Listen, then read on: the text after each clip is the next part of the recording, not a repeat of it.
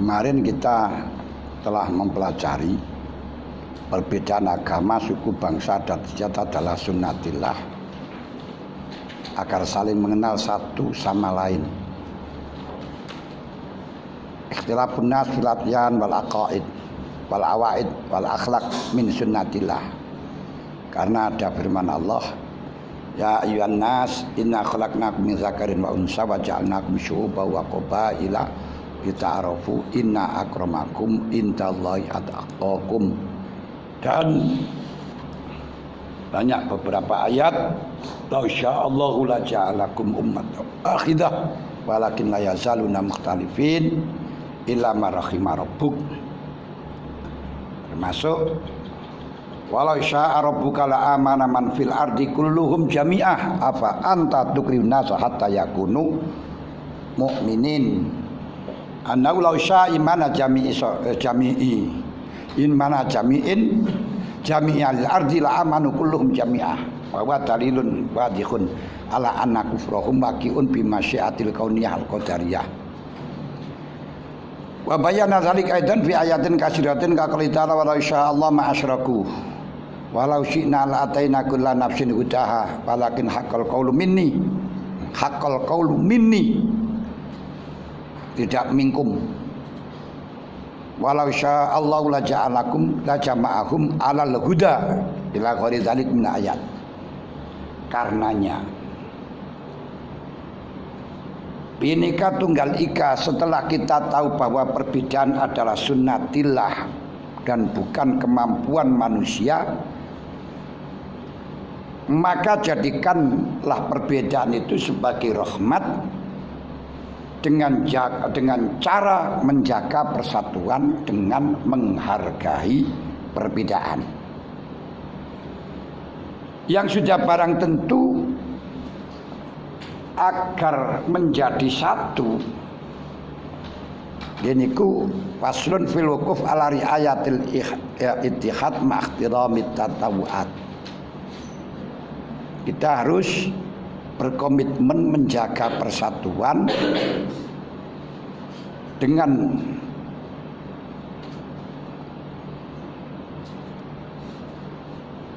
menjaga atau dengan menghargai perbedaan.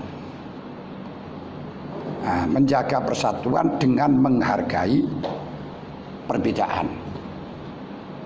Untuk jadi satu itu kalau memang sama, ketika visinya sama, misinya sama, dan itu saling menghargai. Untuk saling menghargai berarti kita harus tahu, mengenal harga masing-masing. Karena kalau nggak mengenal harga kita nggak bisa menghargai, kan ya? Ya boleh menghargai kalau nggak tahu menghargai, nggak tahu harga masing-masing. Yang jelas untuk menghargai kita harus mencari titik temu kita, titik persamaan kita. Minimal kalau kita tidak dalam derajatul makhluk, misalnya makhluk ya pada makhluke, tapi kita sesama manusia. Dan secara global manusia itu dimuliakan oleh Allah. Inilah yang harus kita gunakan. Jadi setidaknya kita harus menghargai manusia karena manusia itu dimuliakan oleh Allah. Orang yang baik, orang yang memuliakan, orang yang dimuliakan oleh Allah, menghinakan orang yang dihinakan oleh Allah. Nah, manusia itu secara global, secara mujmal majmu' dimuliakan oleh Allah dengan jaminan ayat walaqad karramna bani Adam. Ini paling penting. Kemudian perbedaan itu adalah merupakan keniscayaan yang tidak merupakan pilihan kita, tapi merupakan hak prerogatifnya Allah. Maka apabila orang itu masih Nah, karena ini prerogatifnya Allah, maka lihatlah di situ sebenarnya semuanya dari Allah. Berarti Tuhankanlah Allah. Tuhankanlah Allah. Ketika orang itu masih mempermasalahkan perbedaan karena beda agama, berarti itu namanya orang yang masih mentuhankan agama. Orang yang mempermasalahkan perbedaan karena beda politik berarti mentuhankan politik. Orang yang masih mempermasalahkan orang sebab mempermasalahkan orang lain karena berbeda mazhab berarti sama halnya dengan mempertuhankan mazhab. Orang aku menganggap beda dengan yang lain, mempersalahkan perbedaan karena beda suku berarti mentuhankan suku. Dalam hal ini yaitu kita diperintahkan untuk mentuhankan kepada Allah. Jangan mempertuhankan pada agama. Jangan mempertuhankan pada suku, pada nasab. Nah, makanya jangan membanggakan itu. Nah, yang patut kita banggakan yaitu kita sama-sama makhluknya Allah. Kita hambanya Allah. Jangan bangga dengan agama, jangan bangga dengan aliran dan lain sebagainya. Makanya Athabah bin Gulam itu berteriak-teriak, siapa yang lebih mulia daripada saya? Siapa yang lebih hebat daripada saya? Tiba-tiba sikapnya Athabah bin Gulam itu kok meromor beda. Akhirnya Rabi Adawiyah mengatakan, malaka ya Athabah, ada apa dengan kamu? Ana al-an Abdullah, saya sekarang hambanya Allah. Siapa yang lebih mulia daripada hambanya Allah? Majikan saya Allah, juragan saya Allah. Siapa yang lebih mulia dari Allah? Gak ada. Maka kembali kepada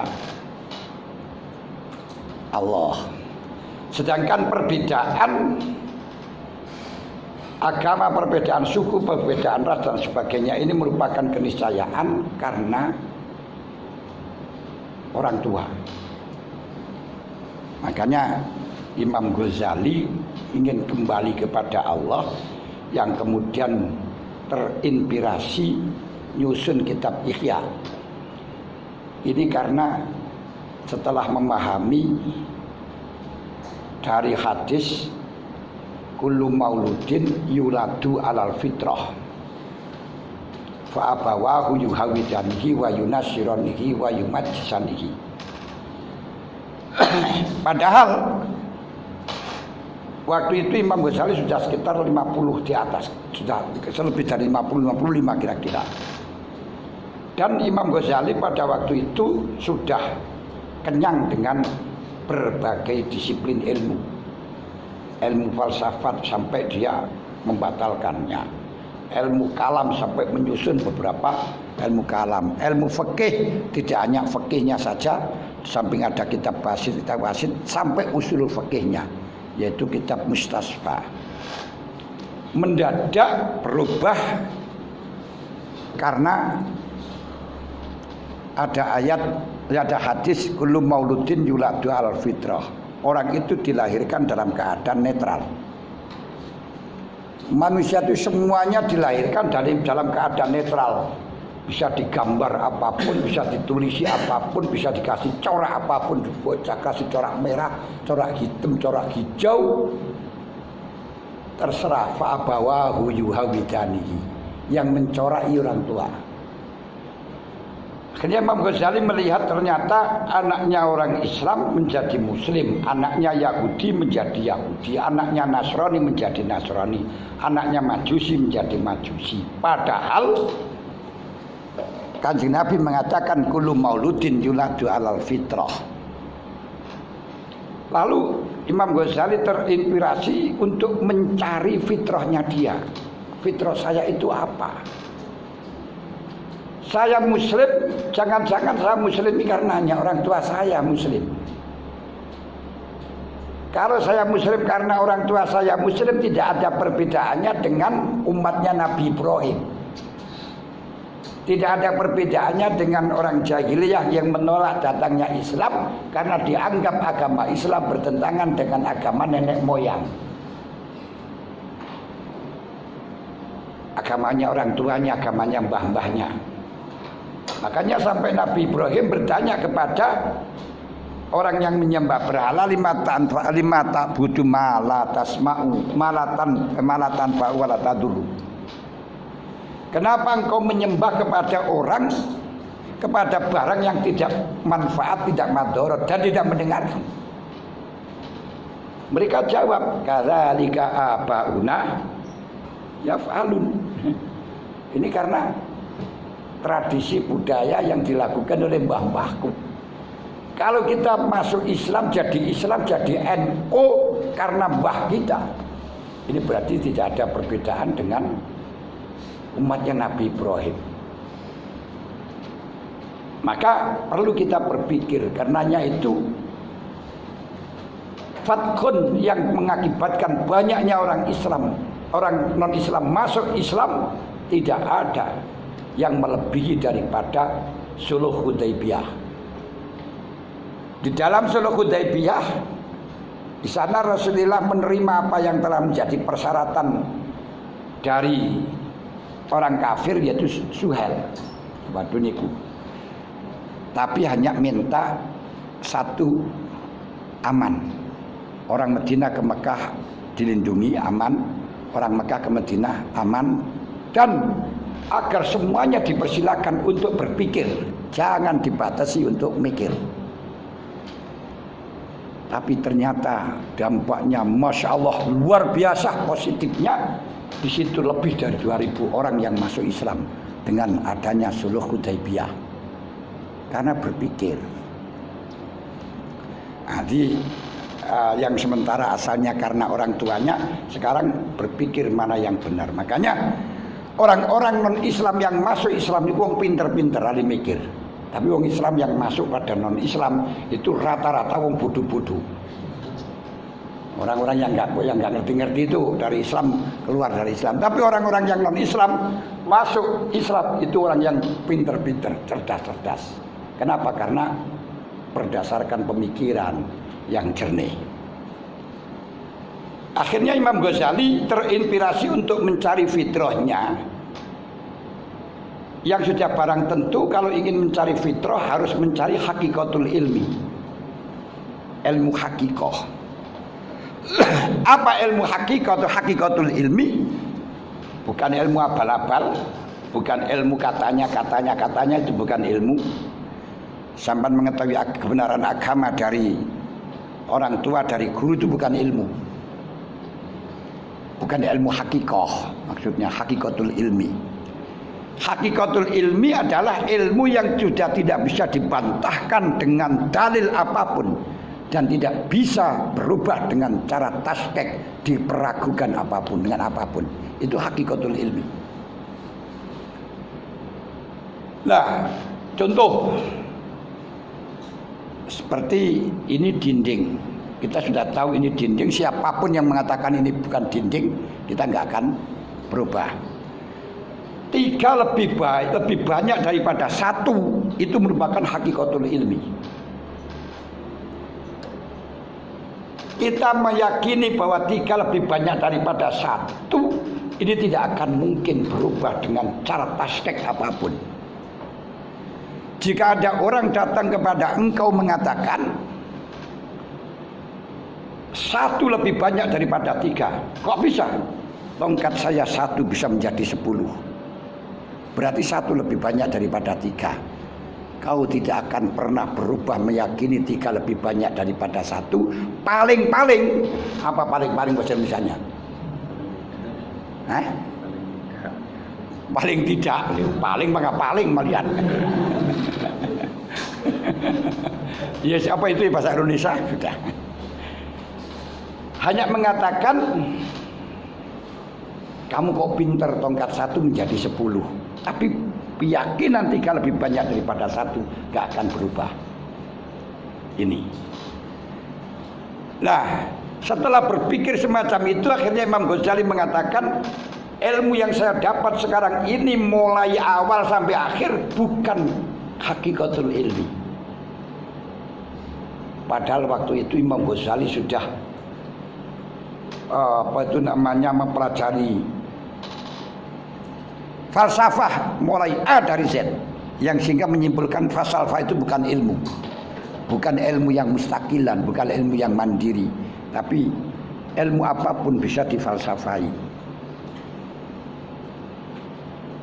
Sehingga ketika kita mendewakan falsafah akan menjadi mencelek. Kedua, dalam masalah teologi beliau sampai ngarang kitab ilmu kalam. Nah, fikih sampai nyusun kitab wasit sampai usulnya. Itu bukan dikatakan hakikatul ilmi. Kenapa?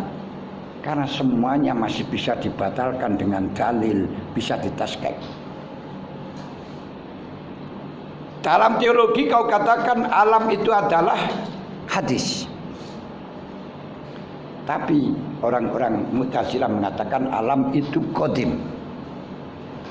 Mungkin kamu akan mengatakan alam itu hadis dengan cara kullu alam mutaghayyir wa kullu mutaghayyir hadis wa kullu hadis yahtaju ilal muhdis. Tapi Mu'tazilah enggak. Allah itu qadim. Ada Allah, ada selain Allah. Masa ada Allah tidak ada apa-apa? Tidak ada apa-apa itu pun tidak ada apa-apa itu juga selain Allah. Mudah Allah untuk Mu'tazilah. Kalau Allah itu qadim berarti selain Allah juga qadim, karena sama. Dianggap qadim itu lebih dahulu lebihnya. Ini bisa ditaskek. Kita meyakini bahwa sifat ma'ani itu ada, sehingga tidak ada maknawiyah tanpa ma'ani. Tidak bisa orang itu dikatakan alim tanpa ada ilmu. Makanya Ibrahim tidak disebut dengan zabih, karena tidak ada zabhun terhadap Nabi Ismail, kecuali hanya majasan imrarul syef. Padahal imrar itu bukan zabih. Zabhun ya celahnya disembelih. Nah, menurut kita ma'ani itu adalah sifatun maujudatun qaimatun bidzat bihaitsu law kusifal anal hijab la ra'ainaha. Sampai dengan orang Mu'tazilah dianggap kamu lebih kafir daripada wong Nasrani. Nasrani hanya mengatakan Tuhan tiga saja sudah kafir, laqad kafara alladzina qalu innallaha salasah. Berarti kamu mengatakan Tuhan itu 8. Ada Allah, ada ma'aniku maujud. Kudrat, iradat, ilmu, hayat, sama, basar, kalam. Berarti 8.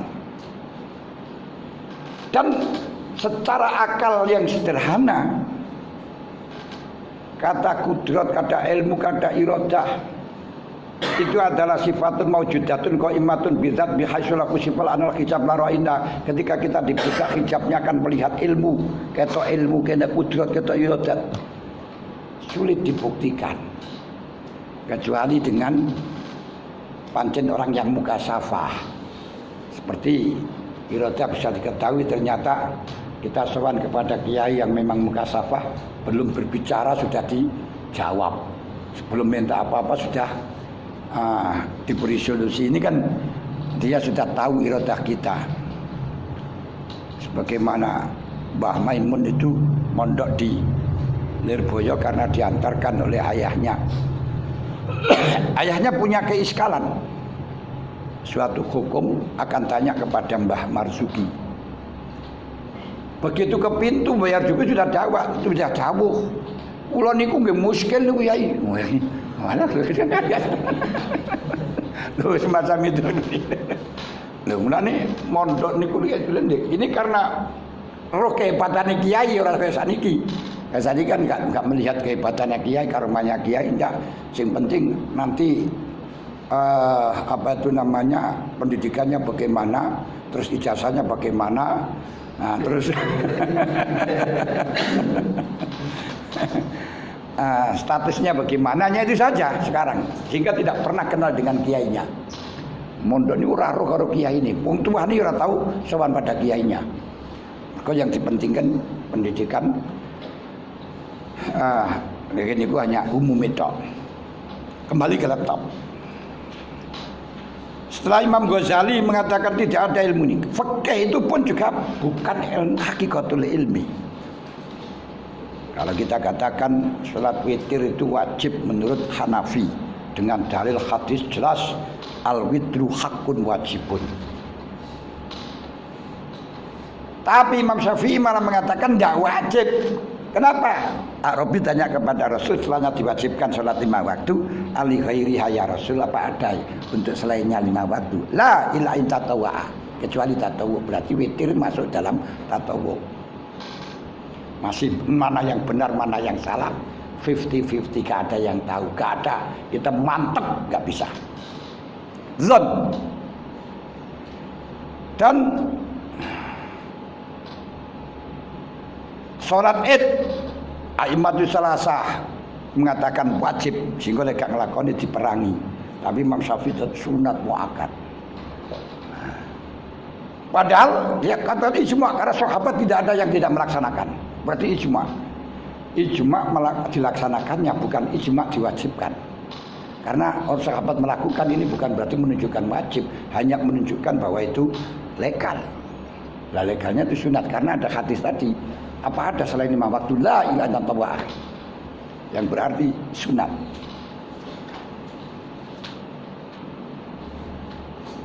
Menghilangkan najis Imam Syafi'i harus dengan air.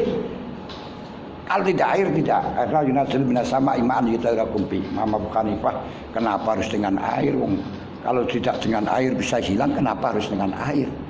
Nah ini Allah menurunkan air untuk sesuci. Iya, Allah menurunkan air untuk sesuci, tapi Allah tidak pernah mengatakan selain dengan air bisa, tapi tidak bisa suci. Tetap akan zon semuanya, akan bisa taskek, akan bisa ragu mana yang benar, mana yang salah, tidak jelas. Nah, hakikatul ilmi yang tidak bisa dibatalkan, fikih semuanya bisa dibatalkan. Teologi bisa dibatalkan. Akhirnya Imam Ghazali terinspirasi untuk mencari hakikatul ilmi, sehingga dirinya menjadi tarodud untuk harus pulang, harus keluar dari Baghdad waktu itu. Ini tarik ulur antara nafsu dengan syiri.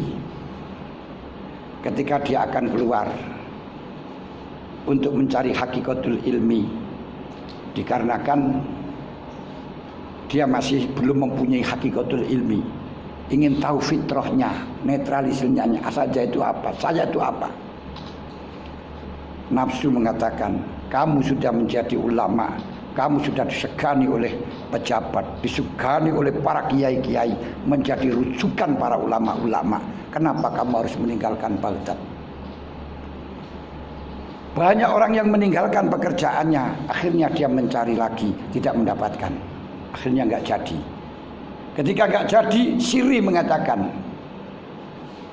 usiamu semakin habis, sedangkan yang kau cari masih banyak, ilmu belum kau dapatkan. Berangkatlah, keluarlah. Akhirnya perang antara Siri dan nafsu ini, Siri ini lubuk hati. Nah, nafsu ini orang pandangan kemuliaan, kesenangan. Makanya kadang-kadang orang menjadi pengurus barang itu gak mau turun karena nafsunya ini kalau gak jadi pengurus gini. Nah itulah dia. Walaupun sirinya mestinya kalau kita berkhidmat di mana saja bisa, gitu ya. Nah, tapi nafsu nih, kita panangkuno gak ada apa-apa. Ini nafsu. Imam Ghazali tarodud itu selama 6 bulan. 6 bulan lamanya, tidak sebentar. Berangkat enggak. Akhirnya menjadi susah. Badannya kurus, habis dagingnya, tinggal tulang saja. Sampai dia tidak mampu berbicara, sehingga ingin menggembirakan atau itu khulusur kepada santrinya yang ingin ngaji ke sana. dia tidak bisa mengatakan sepatah pun karena nggak mampu berbicara. Tidak mau makan. Didatangkan dokter dari manapun, dokter angkat tangan setelah diperiksa. Hadza syai'un fi qalbi. Ini bukan penyakit biasa, tapi penyakit yang ada di dalam hati. Kalau dia itu punya keinginannya sudah tercapai, dia sembuh sendiri. Cara padahal wong niku semaput, wah ini bukan karena sakit, ini karena lapar belum makan. Kalau dimakan langsung sembuh. Itu seperti santrinya Atifli itu yang disuruh tirakat kemudian sampai kelaparan semaput. Akhirnya dengan semaput ditolong orang, wah ini semaputnya dilihat oleh dokter, wah ini bukan penyakit, ini kelaparan. Akhirnya dikasih makan. Dia tidak mau dikasih makan. Loh kenapa gak mau?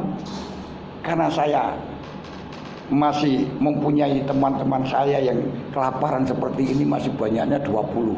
Akhirnya dia datang ke santrinya saya Dibui, akhirnya dicukupi semuanya. Ini setelahnya mereka menggugat apakah orang itu tidak bekerja bisa dikasih makan, bisa dapat makanan itu loh.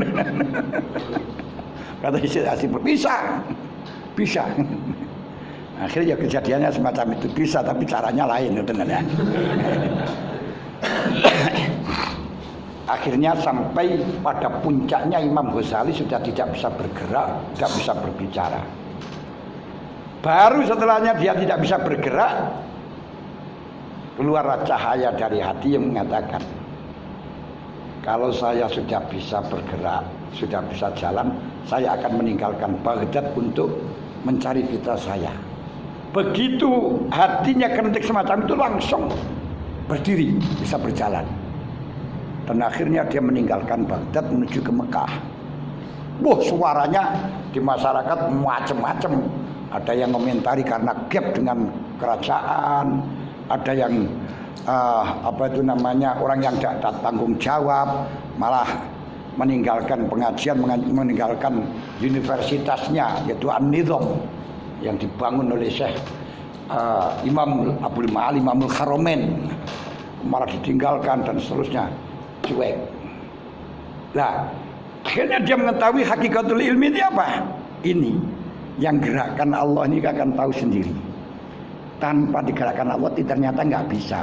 Begitu sandar kepada Allah langsung bisa bergerak. Oh betul. Ini nggak bisa dibantah sudah. Karena dokter-dokter semuanya sudah angkat tangan. Allah yang bisa.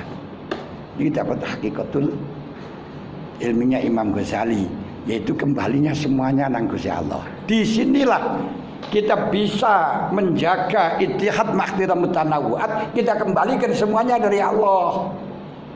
Jangan pandang agamanya, jangan pandang rasnya, jangan pandang sukunya, jangan pandang sukunya. Wah, ini bisa. Itu makhluknya Allah. Sehingga seperti kalau ini berarti kalau makhluknya Allah, orang itu dihormati karena dihormati Allah. Kita harus menghormati kepada manusia karena itu dihormati oleh Allah. Maka menurut golongan sufiyin, arifin, orang itu menjadi mulia, menjadi wusul kepada Allah bukan karena banyaknya sholat, banyaknya puasa, banyaknya ibadah, tapi orang yang menghormati kepada orang lain. Orang yang tidak pernah menyakiti kepada orang lain, orang yang tidak pernah berdosa kepada orang lain. Makanya jangan sekali-kali kau masuk neraka karena dengan melewati surga. Biar gak apa-apa kita masuk surga walaupun harus melewati neraka. Jadi jangan sekali-kali kau masuk neraka melewati surga. Rono ahli sholat, ahli ibadah, terus mentang-mentang lebih mulia daripada yang lain.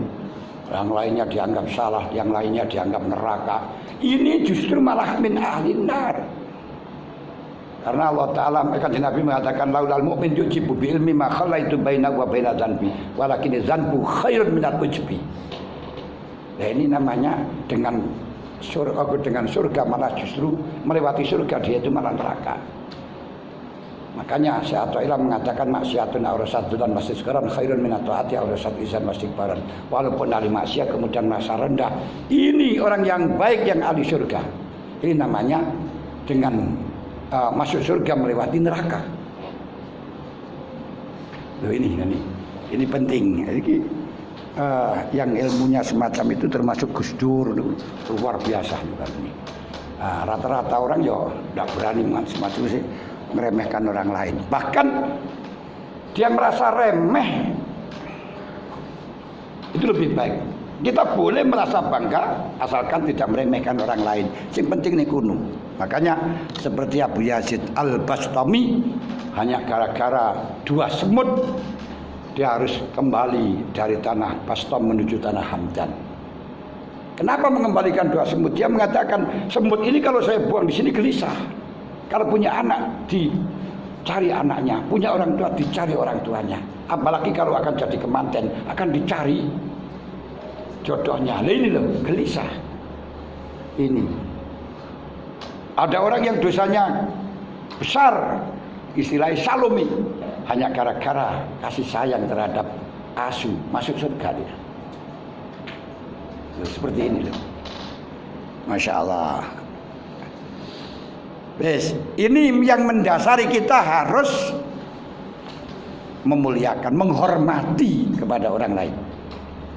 Apapun sukunya, apapun agamanya, apapun organisasinya, menghormati. Sudah, dasarnya satu, jelas. Qala ta'ala qul ya ayyuhal kafirun la a'budu ma ta'budun, pakai fi'il. La a'budu ma ta'budun berarti tajaddud. Saya sekarang tidak menyembah apa yang kau sembah. Wala antum a'biduna ma'bud. Ini pakai ismiyah, istimrar. Sampai kapanpun kau gak akan menyembah pada apa yang aku sembah. Wala ana a'bidu ma'badum, dan sampai kapanpun saya tidak akan menyembah kepada apa yang kau sembah. Wala antum a'biduna ma'bud. Sampai kapanpun engkau tidak akan menyembah apa yang aku sembah. Wala antum a'biduna ma'bud. A'biduna ma'bud.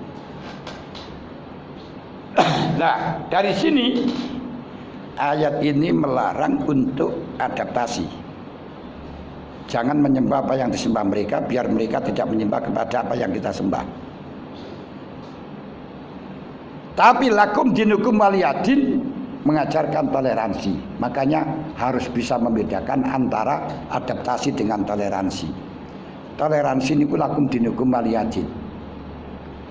Sudah gak usah kita permasalahkan. Buat kamu agamamu, buat aku agamaku. Silakan kita melakukan sesuai dengan keyakinan masing-masing.